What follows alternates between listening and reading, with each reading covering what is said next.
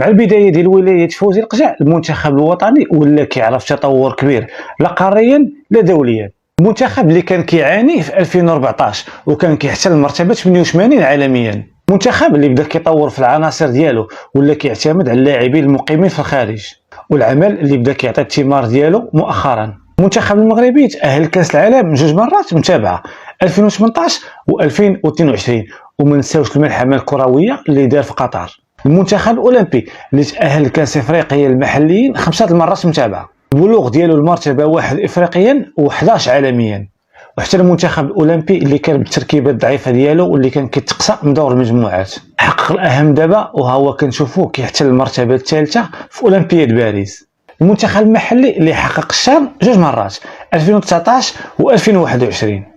والحدث الكبير هو الاستضافه ديال كاس افريقيا 2025 وكاس العالم. فوزي القجع الثعلب الماكر والرجل المناسب في المكان المناسب.